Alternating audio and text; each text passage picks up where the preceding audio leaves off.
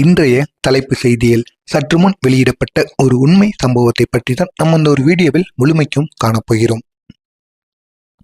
நாளை ஜனவரி 12 டெல்லிக்கு செல்ல போகும் டிவிகே தலைவர், அது மட்டும் இல்லாம ஒரு நடிகராக இருக்கக்கூடிய விஜய் அவர்கள் டெல்லிக்கு செல்ல போகிறார். அதுவும் சிபிஐ விசாரணைக்காக டெல்லிக்கு இந்த ஒரு நேரத்துல விஜயை விசாரிக்கணும் அப்படின்னு சம்மனானது விஜய்க்கு அனுப்பப்பட்டிருந்தது. இந்த நிலைமையில் நாளை ஜனவரி 12 இந்த நிலைமையில் டெல்லிக்கு சென்று சிபிஐ தலைமை அலுவலகத்திற்கு விஜய் அவர்கள் செல்ல வேண்டும். அங்கு வைத்து சிபிஐ என்னென்ன விசாரிக்கப் போகிறார்கள் என்று தெரியவில்லை.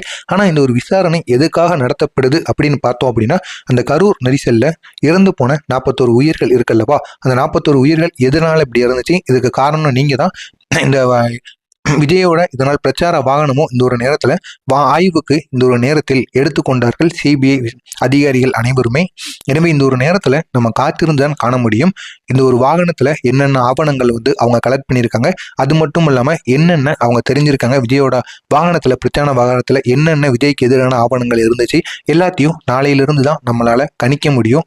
விஜய்க்கு எதிராக என்னென்ன நடந்திருக்குது, அது மட்டும் இல்லாம இல்லாததையும் இந்த ஒரு நேரத்தில் எதிர்க்கட்சிகள் அனைவரும் சேர்ந்து விஜய்க்கு எதிராக இந்த ஒரு நேரத்தில் பயன்படவும் வாய்ப்புகள் அதிகமாக இருக்கும். எனவே நாளைய நாள்ல விஜய் அவர்கள் கண்டிப்பாக டெல்லி சிபிஐ தலைமை அலுவலகத்துக்கு கண்டிப்பாக செல்ல வேண்டும். செல்வது மட்டுமல்லாம விசாரணையும் நடக்கும். அந்த விசாரணையில என்னென்ன கேட்க போகிறார்கள் என்பதை நம்ம காத்திருந்து காணலாம்.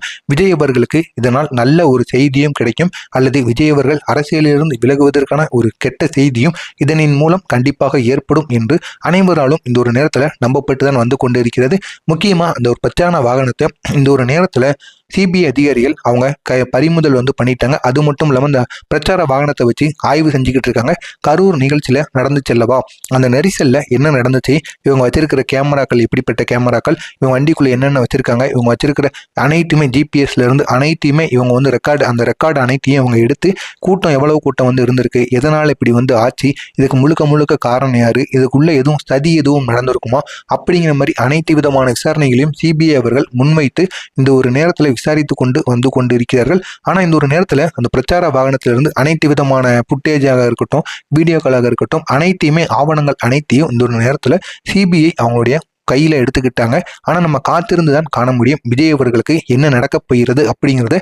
ஜனவரி 12 ஆகிய நாளைய நாள்ல தான் நம்ம காத்திருந்து காண முடியும். விஜய் ஒருவேளை பெரிய அளவுல இதனால பாதிக்கவும் படலாம், அதே அளவுல இவன் தப்பு இவர் மேல கிடையாது, அந்த ஒரு இடத்துல இவ்வளவு கூட்டம் வந்ததுதான் தப்பு அப்படின்னு இவருக்கு சாதகமாகவும் அமையலாம். ஆனா நம்ம காத்திருந்து பார்த்தால் மட்டுமே முடியும். ஆனா முழுக்க இதற்கு காரணம் விஜய் தான். விஜய் அவர்களே இதற்கு மனமருந்தி பேசியிருக்கிறார். எனவே நம்ம காத்திருந்து காண்போம் என்ன நடக்க போகிறது அப்படிங்கிறத நம்ம காத்திருந்தால் மட்டுமே தெரிய முடியும். உங்களுடைய கருத்து என்ன? விஜய் அவர்களுக்கு ஆதரவாக நீங்க இருக்கிறீர்களா, விஜய் அவர்களுக்கு எதிராக நீங்க செயல்படுவீங்களா அப்படிங்கிறத உங்களுடைய கருத்து என்ன என்பதை கமெண்ட் வாயிலாக கூறுங்கள். மறக்காம நம்மளுடைய சேனலுக்கு நீங்க புதிய பார்வையாளராக இருப்பின் மறக்காம நம்முடைய சேனலை சப்ஸ்கிரைப் செய்து வைத்துக் கொள்ளுங்கள். நன்றி, வணக்கம்.